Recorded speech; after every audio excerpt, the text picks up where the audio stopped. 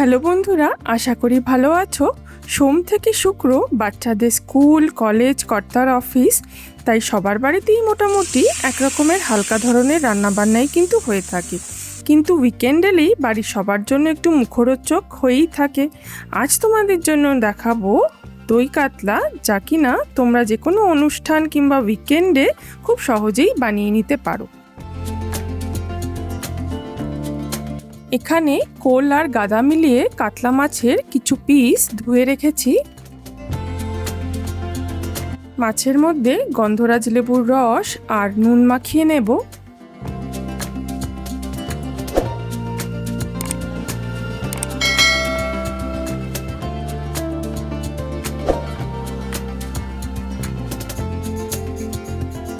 এবার সামান্য পরিমাণ হলুদ মাছের গায়ে মাখিয়ে নেব।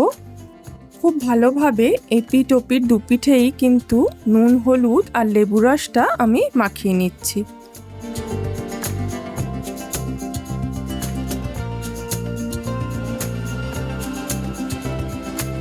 বাটা মশলার জন্য নিচ্ছি একটা বড় সাইজের পেঁয়াজ কুচি, 7 থেকে 8 কোয়া মতো রসুন, সামান্য একটু আদা কুচি।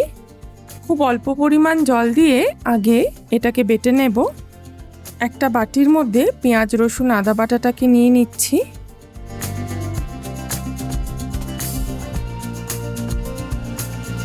কড়াই গরম হয়ে গিয়েছে, দিয়ে দেব পরিমাণ মতো সর্ষের তেল আর মাছগুলো একে একে ভেজে নেব।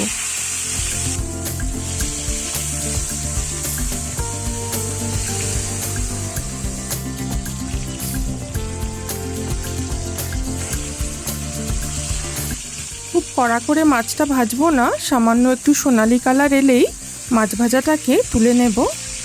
মাছগুলো সব ভাজা হয়ে গেছে, তেলের মধ্যে দিয়ে দেব বেটে রাখা পেঁয়াজ, রসুন, আদা বাটাটাকে খুব ভালোভাবে কষিয়ে নিতে হবে। সিকি চামচের হাফ চামচ মতো হলুদ দিচ্ছি।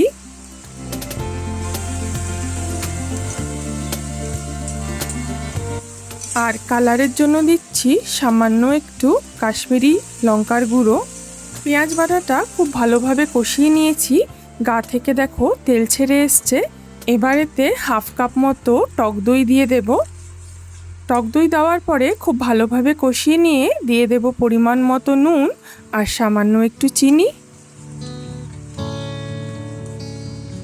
মশলাটা কষানো হয়ে গেলে দিয়ে দেব 1 কাপ পরিমাণ মতো জল আর এবার সামান্য ঢেকে দেব যতক্ষণ না ঝোলটা ফুটে না ওঠে।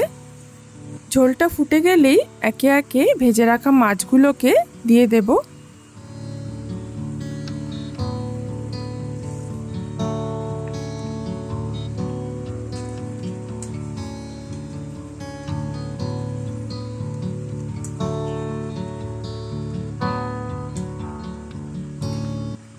নামানোর আগে দিয়ে দিতে হবে অল্প পরিমাণ শাহি গরম মশলার গুঁড়ো আর কিছু চিড়ে রাখা কাঁচা লঙ্কা।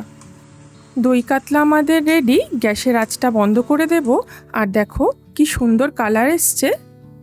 খুব কম সময়ের মধ্যে দই কাতলার এই অসাধারণ রেসিপিটা কিন্তু যে কোনো উইকেন্ড কিংবা বাড়ির যে কোনো অনুষ্ঠানে তোমরা বানিয়ে নিতে পারো। রান্নাটা ভালো লাগলে অবশ্যই লাইক, শেয়ার আর সাবস্ক্রাইব করতে ভুলো না।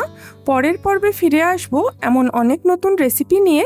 আর ততক্ষণে দেখতে থাকো 5 স্পাইস স্টোরিজ।